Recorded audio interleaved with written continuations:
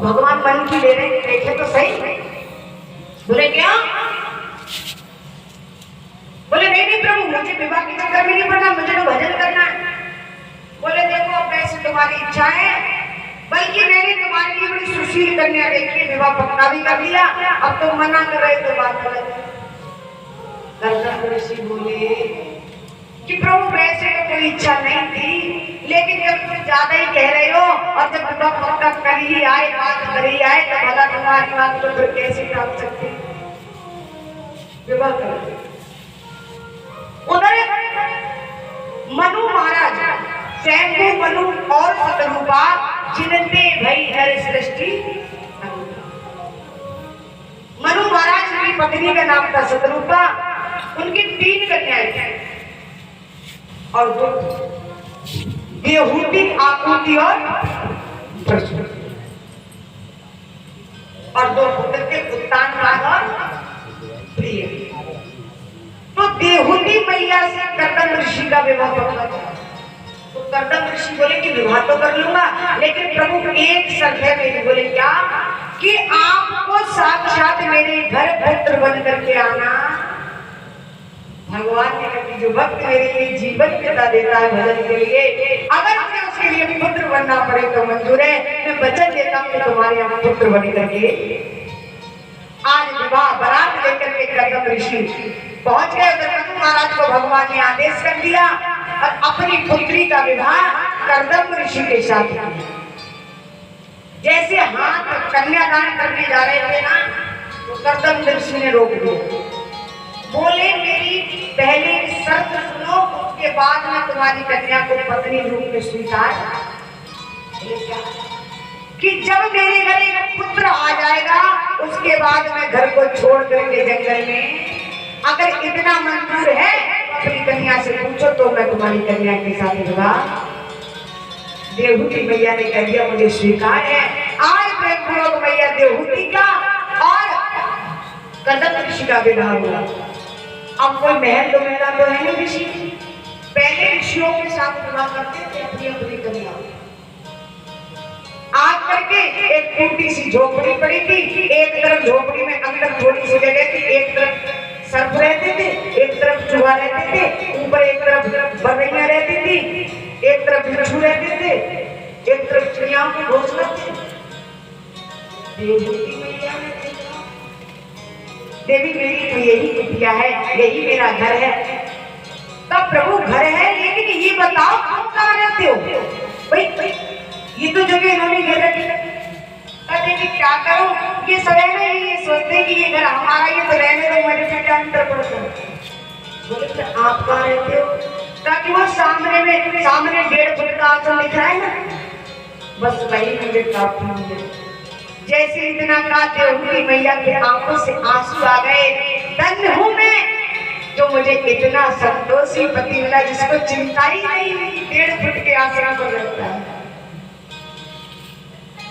आज कर्दम ऋषि ने कहा कि देखो ऐसा करिए देवी, आप यहाँ रहिए और तब तक मैं भगवान का थोड़ा भजन ध्यान दूं। यहाँ पर कर्दम ऋषि ने स्वयं बताया है कि विवाह होने के बाद आजकल पता है क्या होता है, पहले तो भगवान की पूजा सेवा करेंगे और जब विवाह होकर के श्रीमती भी आ जाएंगी ना, तो प्रभु के चरणों की सेवा बंद और श्रीमती के चरणों की सेवा।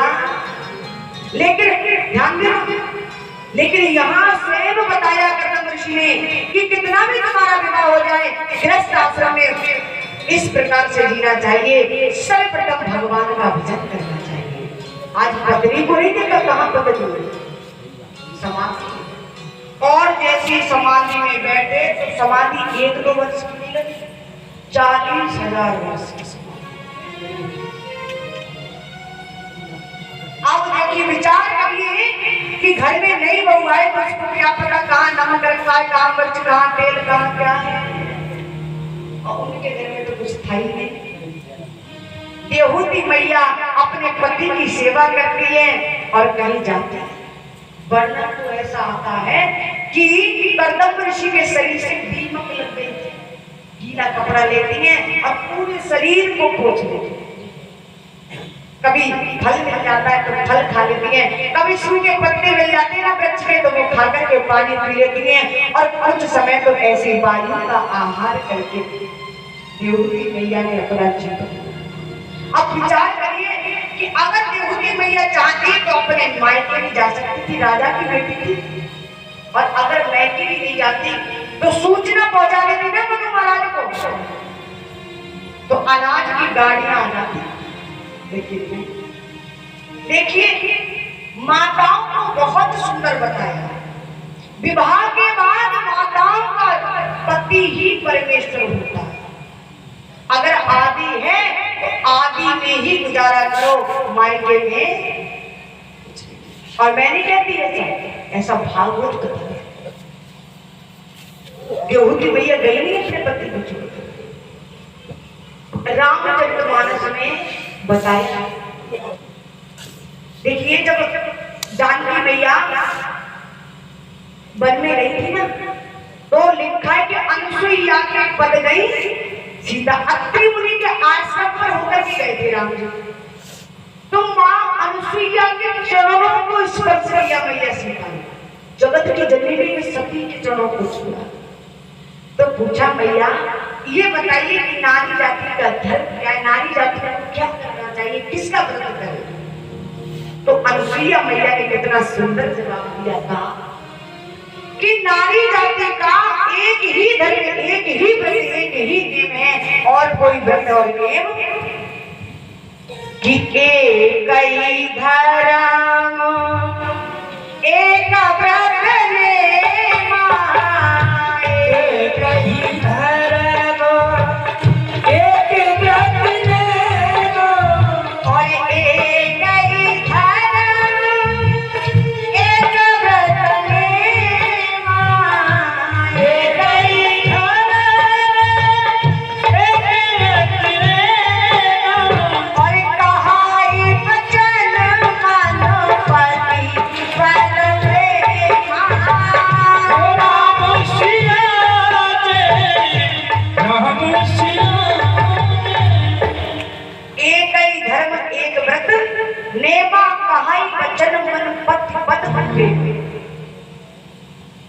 नारी जाति का एक ही धर्म है, मन क्रम वचन से अपने पति की चरणों में सेवा, अपने पति के चरणों में सेवा।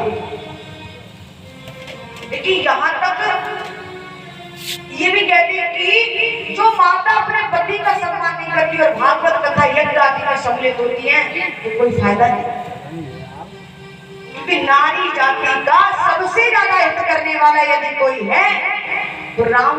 देखो समय कम है, वरना मैं बड़े सुंदर कथा कहती हुई चलती, अगली बार कभी समय अधिक मिला ना तो कथा आगे बड़ी अच्छी कहते हुए चलेंगे, और 11 दिन की कथा कहेंगे जिसमें राम कथा को विस्तार से कहेंगे। और अगर आप दोनों कथाओं को ज्यादा बनाएंगे ना तो दोनों कथाएं छूटेगी, उसमें ना आनंद हमको आएगा और ना तुमको। तो अनुसुईया जी ने कहा है कि परिपूर्ण सुख देने वाला नारी जाति को यदि कोई है, उसका पति अमित दान भरता है, उसका पति ही संसार में उसको पूर्ण सुख प्रदान कर सकता है, वरना कोई सुख प्रदान करने वाला। अब कुछ माताएं ये कहती हैं कि पति कोई बता देती है और तो पत्नी कोई बता देती है, पति को कुछ बताती है। तो देखिए ऐसा नहीं पत्नियों का ही कर्तव्य है पति को पूजे, पतियों का भी कर्तव्य ऐसा है कि पत्नियों को पूजे। तो ये भी एक लक्ष्मी स्वरूप है ना, है कि नहीं? अब पति पत माने क्या, पत माने लाज, क्या पत माने लाज। जो अपनी पत्नी की लाज को रखे उसको क्या कहते हैं? और जो पकड़ के चौराहे पे जूड़ा पकड़ के मारे ना, वो अपने आप को पति समझे ना तो पति तो नहीं है। माताओं पर कभी हाथ नहीं उठाया भाई। हम और आप कहते ना कि लक्ष्मी स्वरूप कहते हैं, लेकिन दर्जा जब लक्ष्मी मांगते तो फिर हाथ काहे को उठाते। दूसरी बात आपने देखा है ना, नारी जाति का जीवन जो है ना, एक तरफ से देखा जाए तो कभी स्वतंत्र है। जब जन्म लेती है तो माता पिताओं के कंट्रोल, बता के जाएगी मम्मी हम वहां जा रहे हैं पापा। विवाह हो जाए तो पति के बंधस में, और जब व्रत हो जाए तो पुत्रों के बंधस में। कभी जीवन स्वतंत्र है। दूसरी नारी जाति कभी भी अपने लिए इस जीवन में कुछ अगर व्रत भी करती है तो पति और पुत्र के लिए, अपने कल्याण के लिए कभी व्रत भी नहीं करती।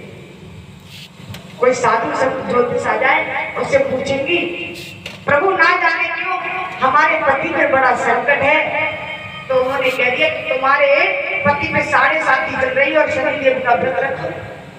तो कहा वो तो व्रत नहीं कर सकते अगर मैं, महाराज ने कह दिया तुम कर लो।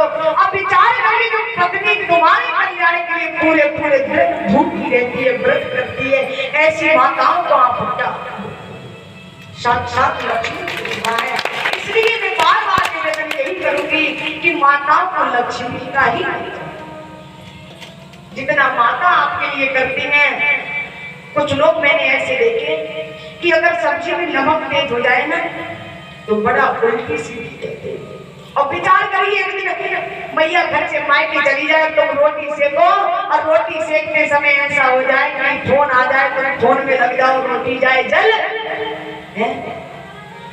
और वही रोटी यदि पतली बनाकर लाए तो दुनिया भर की सुनाओगे, और यदि तुमसे वो रोटी जल गई तो दोबारा नहीं लगाओगे आटा, उसी रोटी को बैठकर खा जाओगे। क्योंकि इसलिए खा जाओगे जब पत्नी बनाती है तो वहां द्वेष आ जाता है, दूसरे ने बनाई है, और जब हमसे गलती हो गई ना तो हम, इसलिए यही समझो अगर कभी कभी गलती हो जाए तो क्षमा कर दो, समझा दो, लेकिन कभी हाथ उठाना। देखिए एक छोटा सा भजन कहते हुए संक्षिप्त में करेंगे और आरती कराएंगे। फिर आरती एक कवि ने बड़ी सुंदर रचना की और लिखा है क्या कि नारी का भाग भगवन, नारी का भाग भगवन तूने कैसा बनाया है,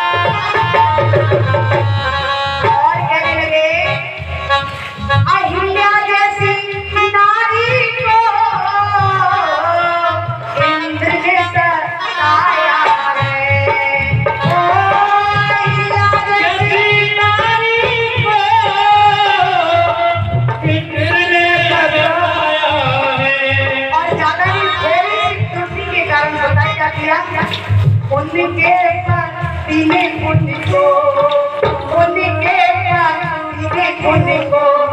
पत्थर का बनाया है। उनके पति ने उनको पत्थर का बनाया है। और नारी का भगवान उनके सा बनाया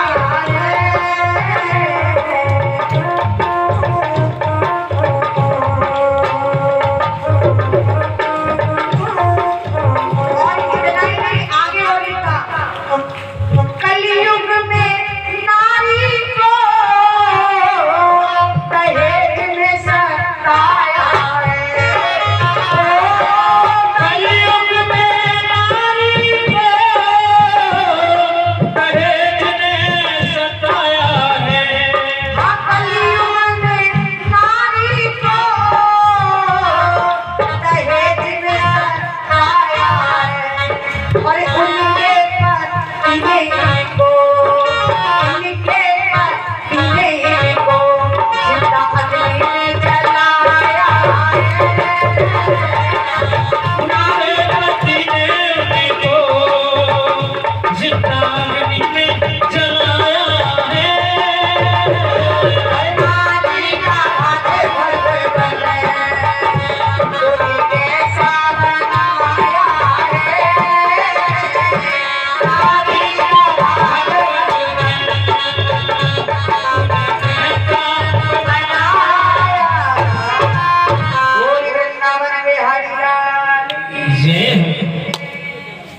आगे चल करके जब 40,000 वर्ष बाद समाधि खुली तो देखा मैया देवहूति पे बुढ़ापा आ गया। और कथा को थोड़ा संक्षिप्त करते हुए चलेंगे। आज कपिल देव जो कर्दम ऋषि जो थे वो मैया का हाथ पकड़ के ले गए यमुना में जाकर के, गंगा में जाकर के आंख बंद करके जैसे डुबकी लगाई तो मैया देवहूति 16 वर्ष की कन्या और कर्दम ऋषि 18 वर्ष के भक्ति का। और जिस जगह महल झोपड़ी बनी हुई थी ना उस जगह भक्ति के प्रताप से महल बमेला बन करके तैयार हो गए और नौकर चाकर दास दास में सेना में। आज मैया आराम से गृहस्थाश्रम में रहने लगी। कुछ समय व्यतीत हुआ, मैया गर्भवती हुई और एक कन्या का जन्म हुआ जिनका नाम कला रखा गया। दूसरी बार मैया गर्भवती हुई तो मैया ने अनुसुईया नाम की कन्या को जन्म दिया जो अत्रि मुनि की पत्नी थी। और कला जो थी वो मारीच ऋषि की लिए ब्याही गई थी। और आगे चल करके तीसरी बार मैया को एक कन्या और हुई जो वशिष्ठ जी की जो पत्नी थी ना अंधुरति, वो इन्हीं की बेटी थी। आगे चल करके खयाती महाराज, खयाती नाम की एक कन्या थी, वो भी इस प्रकार से मैया के यहाँ 9 कन्या। कितनी हुई? विचार करिए, माता पिताओं को सती अनुसुईया जैसी कन्याओं से डर, ऐसी कन्या तो 1000 हो जाए डर। आगे चल करके जो कन्या हुई तो कर्दम ऋषि छोड़ करके चल दिए। तो मैया ने हाथ पकड़ लिया, प्रभु अपना वचन को निभा करके जाओ। बोले मतलब? बोले तुमने ये कहा था कि एक पुत्र हो जाएगा, फिर एक पुत्र दे जाओ, उसके बाद 10वीं बार मैया गर्भवती हुई तो साक्षात मेरे नारायण मैया के गर्भ में आए। और 10वीं बार कपिल देव रूप में भगवान ने मैया देवहूति के गर्भ से जन्म लिया। बोले कपिल देव भगवान की। आगे चले करके मैंने बताया मनु महाराज के 3 कन्याएं थी। देवहूति मैया का विवाह कर्दम ऋषि के साथ हुआ और आकुति मैया का विवाह मारीच नाम के ऋषि थे उनके साथ हुआ। और प्रसूति नाम की जो कन्या थी उनका विवाह राजा दक्ष के साथ हुआ। आज की कथा में विश्राम लेते हैं, कल की कथा का समय वही रहेगा। और देखिए मैंने वैसे तो आपको बता दिया, कल हो सकता है झांकी भी कराएंगे तो धूमधाम से भगवान कन्हैया का जन्मोत्सव मनाएंगे और सब नए नए कपड़े पहनकर आएंगे। आएंगे कि नहीं? हाँ, मैं ये नहीं कह रही कि चतौसी से जाके लेकर ही जाना, जो रखे हुए पहने। बोली वृंदावन में हर रानी की, बोली राधे रानी सरकार की।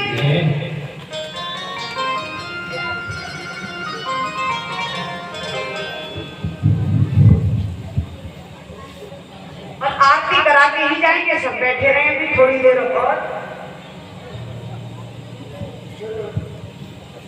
हेलो, नए नए कपड़े पहन के आइए पहले को। एक मिनट, मैं अपनी बात रखना चाहूँगा। बेरोजगार मेरे मन में जो उठे हम सभी, मैं अपने गांव की तरफ से बात करता हूँ। हम सभी ग्रामवासी कथा के बड़े शौकीन हैं। जब हम YouTube पर या फिर टीवी पर कथा देखते हैं तो बड़ी बड़ी कल्पनाएं दिमाग में आती हैं कि हम भी बड़ा कार्यक्रम कराते हैं, हम भी किसी बड़े कथावाचक को बुलाते हैं। लेकिन गांव की स्थिति आप जानते हैं, कल्पना की गांव में हम लोग कल्पना तो बहुत बड़ी कर लेते हैं कि हम ऐसा कार्यक्रम कराएंगे, बहुत बड़ा कार्यक्रम कराएंगे और ऐसा कार्यक्रम कराएंगे कि जो टीवी पर प्रसारित हो रहा हो, बहुत बड़ा कार्यक्रम हो, अच्छे लोग उस कार्यक्रम में शिरकत करने के लिए आए। लेकिन जब आर्थिक स्थिति को देखते हैं तो सारी कल्पनाएं धूल दूसरे हो जाती हैं। लेकिन हम सभी ग्रामवासियों की कल्पना को साकार रूप देने के लिए, हम सभी गांव के भक्तों के लिए, उल्टे सीधे हैं लेकिन कैसे भी ये भागते हैं, जैसे भी ये भागते हैं, उसको साकार रूप देने के लिए मैं भगवान कृष्ण को सादर प्रणाम करता हूँ, उनको सादर दंडवत करता हूँ कि उन्होंने हमारी कल्पना को साकार रूप देने के लिए बेटी कल्पना को हम सभी के, हम समस्त ग्रामवासियों के बीच भेज दिया। मैं ऐसी बेटी के लिए आपने भी कहा नहीं कि हजार बेटी, मैं तो ये कहता हूँ कि आप ऐसी बेटियां हो जाएं तो कहाँ है कलयुग, कहाँ कोई कलयुग नहीं। आप जैसी बेटी के लिए मैं सादर सैल्यूट करता हूँ, आपके श्री चरणों में आप कोटि वंदन करता हूँ, अभिनंदन करता हूँ। और जब एक बार जोरदार तालियां, बहुत ही सुंदर कथा से बात मेरे मन में ऐसे उद्गार उठते हैं कि ऐसी बेटी के लिए मैं इन चरणों में डूब जाऊँ। बहुत ही सुंदर। और यहाँ पर जो मेरी बहनें बैठी हुई है जो कथा की शौकीन है, मुझे वो बहुत अच्छी लगती है। युवा जब कथा पांडाल में कोई मैट बिछाता है, कोई झाड़ू लगाता है तो मुझे बहुत अच्छा लगता है। और मैं एक बात युवाओं के लिए कहना चाहूंगा, घुटनों पर फटी हुई पैंट पहनने से कोई व्यक्ति हीरो नहीं बनता, बड़े बड़े बाल रखा लेने से कोई व्यक्ति हीरो नहीं बनता। हीरो अगर कोई बनता है, हीरो अगर किसी को नायक बनना है, किसी को गांव का प्यारा बनना है, किसी को बहुत अपने माता पिता का नाम रोशन करना है, तो सिर्फ अच्छे काम से वो हीरो बनता है। जब कोई किसी का बेटा मैट बिछाता हुआ दिखाई देता है तो हर व्यक्ति पूछता है ये लड़का किसका, वो हीरो बन जाता है। अगर आपको हीरो बनने का शौक है, आपको अच्छा अपने आप को प्रदर्शित करने का शौक है, तो ऐसे धार्मिक आयोजनों में बढ़ चढ़कर हिस्सा लें, मैट बिछाएं, झाड़ू लगाएं, अच्छे काम करें, तो आप बिल्कुल हीरो बनेंगे। फटी पैंट, मैंने देखा कि कई लोग घुटनों पर फटी पैंट पहन लेते हैं, वो मुझे तो वो अच्छा नहीं लगता। ऐसे बच्चों के लिए मैं बोल रहा हूँ कि इन चीजों से बचें। और मैं, क्योंकि आपने कई बार कहा कि समय मालूम नहीं पड़ता, समय वास्तव में मालूम नहीं पड़ता। और हम लोग जो है 4 दिन मेला देखते हैं, हमारे यहाँ चैती आटे पर 4 दिन मेला लगता है। तो जागना हम लोगों का एक हैबिचुअल है, हमारी स्वाभाविक क्रिया बन गई है, जागने में हमें कोई आपत्ति नहीं है। और मैं चाहूंगा कि अब 4 दिन शेष रह गए हैं, 3 दिन की कथा हो चुकी, 4 दिन शेष रहे। 4 दिन मेला की पूरी रात मेला देखते, सुबह आते, फिर दिन में सोते भी नहीं, फिर अगले दिन मेला देखते रात के लिए। तो मैं ये चाहूंगा कि आप ये सारी बाउंडेशन के संपर्क करें, कोई बाउंडेशन नहीं। 4 दिन शेष रह गए, आप पूरे मन से, पूरे मनोयोग से, आपको जितना अच्छा लगता हो, परमिशन लेने की कोई जरूरत नहीं, आप पूरे मनोयोग के साथ कथा सुनाइए। 4 दिन शेष है। और मेरी जो माता बहनें बैठी हुई हैं और बाहर से भी बहुत सारे श्रोता आए हुए हैं, मैं चाहूंगा कि एक बार तालियां बजाकर सबका स्वागत करें। बहुत अच्छा लग रहा है। और इसी बीच मेरा छोटा भाई है, देर तो हो जाएगी, लेकिन मेरा छोटा भाई है राजीव कुमार सिंह उर्फ जय, दो शब्द वो यहाँ पर आकर बोलेंगे। मैं उनके लिए इनवाइट कर रहा हूँ राजीव कुमार सिंह जय के लिए। उसके बाद आरती होगी और फिर अगर अधिक बोल में आऊँ तो उसके लिए क्षमा। धन्यवाद संचालक महोदय। बहुत सौभाग्य का विषय है आज इतनी बड़ी संख्या में, मैं समझता हूं इस प्रांगण में पहली बार इतनी बड़ी संख्या में श्रोता एकत्रित हुए और जितने एकाग्र भाव से, मनोभाव से, धारा प्रवाहित वाणी से, जैसे लगता है मानो आपकी जिह्वा पर, आपकी वाणी पर साक्षात सरस्वती का निवास है। मैं तो यही समझता हूँ इतने मन से यहाँ के दर्शकों ने कभी कथा नहीं सुनी। मुझे हमारे विश्व के कवि रविंद्रनाथ टैगोर जी की लाइनें याद आ जाती हैं। उनकी लाइनों का विस्तार आचार्य सुदर्शन जी ने किया कि अस्त होते हुए सूर्य ने संसार के लोगों से कहा कि मेरे अस्त होने के बाद संसार को प्रकाश कौन देगा, मेरे अस्त होने के बाद संसार को प्रकाश कौन देगा। सभी आश्चर्यचकित हो जाते हैं, प्रभु की तरफ देखने लगते हैं कि सूर्य के प्रकाश के बिना हमें अंधकार में रहना पड़ेगा। तो एक नन्हा सा दीपक उठा, हमारी बहन कल्पना के रूप में एक नन्हा सा दीपक उठा। उन्होंने प्रभु को नमस्कार किया, बोले प्रभु आपके अस्त होने के बाद इस संसार को प्रकाश देने का काम नहीं करें। और आप देखते हैं वो नन्हा सा दीपक जब तक दिए में तेल और बाती रहती है हमें जल का प्रकाश देने का काम करता है। ऐसी हमारी बहन हम सभी लोगों के लिए संबोधित करने का काम कर रही है। कितना खुशी और सौभाग्य का विषय। समय तो चूंकि ज्यादा हो गया है, मैं दो शब्द आचार्य हमारे जरिए कभी हुए, क्योंकि परिवेश बदल रहा है और इस बदलते हुए परिवेश के लिए हमारे जीवन में कथाओं का होना बड़ा अत्यावश्यक है। जो आधुनिकता की जो अंधी दौड़ है वो हमारे युवाओं पर हावी होती जा रही है, तो उस पर्दे के लिए, उस काई के लिए हटाने के लिए हमें समय समय पर कथाओं की आवश्यकता होती है। तो ये कथाएं हमारे जीवन में बड़ा आवश्यक है। तो मैं चार लाइनें आचार्य ओमव्यास जी बड़ा प्रतिष्ठित कवि हमारे उज्जैन के हुए कि हमारे सनातन संस्कृति में सर्वप्रथम एक गाय को रोटी निकाली जाएगी। और आज भी हमारे अच्छे परिवार हैं जो सनातन संस्कृति से जुड़े हुए हैं, उन घरों में आज भी सर्वप्रथम पहली रोटी गाय को निकाली जाती है। लेकिन आज क्या हुआ, परिवेश बदला तो गाय को भूलकर कुत्ते हाथ में आ गए कि कुत्ते को घुमाना याद रहा और गाय की रोटी भूल गए। कुत्ते को घुमाना याद रहा और गाय की रोटी भूल गए। और हेलो हाय सब याद रहा, हेलो हाय सब याद रहा और नम्र प्रणाम भूल गए। हेलो हाय सब याद रहा और नम्र प्रणाम भूल गए। और चाचा अंकल आंटी सब याद रहा और चाचा मामा भूल गए। हिल स्टेशन याद रहा और चारों धाम। और लास्ट में दो लाइनें पढ़ रहा हूँ, बड़ा मान में रखें और मैं समझता हूँ हमारे युवा अपने जीवन में उतार क्या हिल स्टेशन याद रहा और हिल स्टेशन याद रहा और चारों धाम भूल गए। और साली का जन्मदिन याद रहा और माँ की दवाई भूल गए। साली का जन्मदिन याद रहा और माँ की दवाई भूल गए।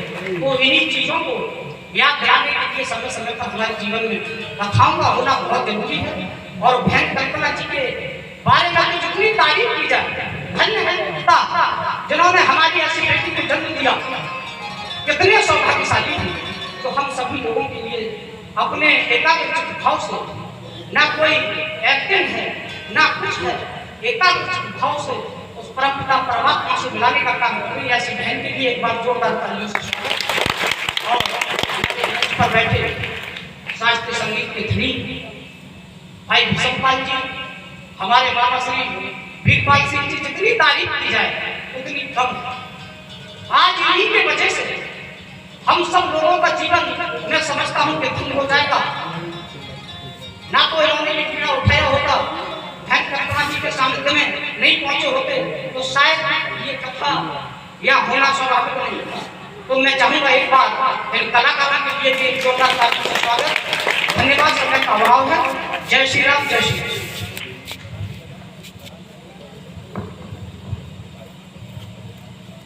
आरती से पहले जिन भक्तजनों ने अपनी श्रद्धा सुमन प्रभु के श्री चरणों में अर्पण किए, मैं उनके नाम और कल जन्मदिन है, भगवान का जन्मदिन है, जो कोटि कोटि ब्रह्मांड के नायक हैं। कल उनका प्रादुर्भाव हुआ, तो सभी लोग जन्मदिन की तैयारी के हिसाब से सब समझदार हैं।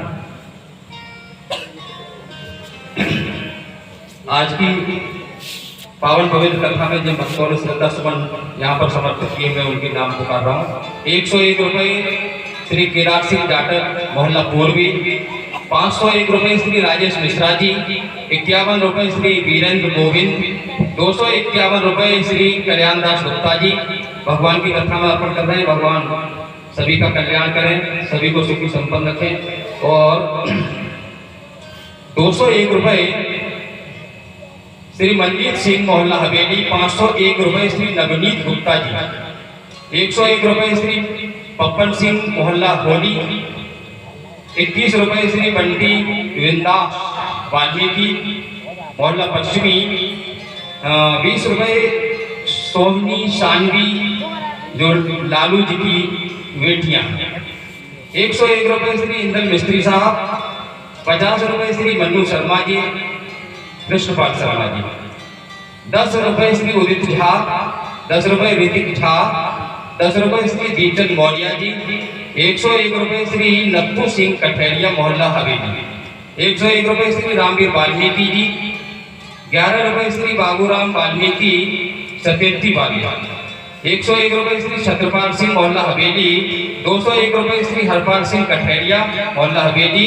20 रुपये श्री राजेंद्र सिंह राघव, निवासी ग्राम राजपुर। 50 रुपये श्री सुखपाल उर्फ सुखी सिंह। 51 रुपये गुप्तदान। 50 रुपये श्री त्रिभुवन झा और 101 रुपये श्री डिम्पल मिश्रा जी। 21 रुपये श्री प्रेमपाल सिंह कुशवाहा। 21 रुपये गुप्तदान। 21 रुपये गुप्तदान। 101 रुपये गुप्तदान। 20 रुपये श्री चोखेलाल प्रजापति। 50 रुपये श्री मनोज सिंह, मोहल्ला गमादेवर। 50 रुपये श्री इंद्रपाल झा साहब। 10 रुपये श्री राधेश्याम वाल्मीकि, मोहल्ला पश्चिमी। 51 रुपये श्री नरेंद्र सिंह चौहान, बड़े गांव वाले। 201 रुपये श्री विपिन मिश्रा जी। 101 रुपये श्री पप्पू पाठक जी। 201 रुपये श्री राजेश शर्मा, मोहल्ला बुद्ध बाजार। 50 रुपये श्री साधुराम प्रजापति। 201 रुपये श्री दिनेश सिंह जी, मोहल्ला गमादेवर। 10 रुपये श्री मोहनलाल मौर्य जी। 51 रुपये श्री गंगा सहाय गोविंद, मोहल्ला पंचायत। 10 रुपये श्री नरेश गोड़ी। 21 रुपये श्री कुन्नू बाबू। 50 रुपये श्री आर्मी गुरुजी श्री जानप्रकाश शर्मा जी और 21 रुपये श्री महेंद्र कोड़ी। 201 रुपये श्री मुनेंद्र कठेरिया, मोहल्ला हवेली। 301 रुपये श्री लल्लू सिंह, मोहल्ला हवेली। 101 रुपये श्री बांके बिहारी एग्रीकल्चर, श्री बांके बिहारी एग्रीकल्चर दुकान। 20 रुपये मुरारीलाल मौर्य जी। 52 रुपये श्री राजवीर मौर्य जी। 50 रुपये गुप्तदान। 101 रुपये योगेंद्र गुप्ता जी। 51 रुपये श्रीमती अनीता देवी। भगवान की कथा में अर्पण कर रहे हैं सभी भक्तजन। भगवान सभी का कल्याण करें, सभी को सुखी संपन्न रखें, सभी की प्रीति सदैव प्रभु के श्री चरणों में बनी रहे। और जो भी भक्तजन प्रसाद वितरण कराने के इच्छुक हों, वो प्रसाद के लिए वीरपाल सिंह जी से या हमारे चाचा महेश पाल सिंह जी से संपर्क कर लिया करें। ये जो कार्यक्रम है पूरे गांव का कार्यक्रम है और सभी की एक तरह से नैतिक जिम्मेदारी बनती है कि इस कार्यक्रम को पूरी तरह से सफल बनाया जाए। ये कोई व्यक्ति विशेष कार्यक्रम नहीं है, सभी का, पूरे गांव का कार्यक्रम है। और अब अधिक देर ना लगाते हुए भगवान की आरती के लिए मैं सादर आमंत्रित कर रहा हूँ। मैं 2-4 नाम पुकार रहा हूँ, उसके बाद क्रम वाइज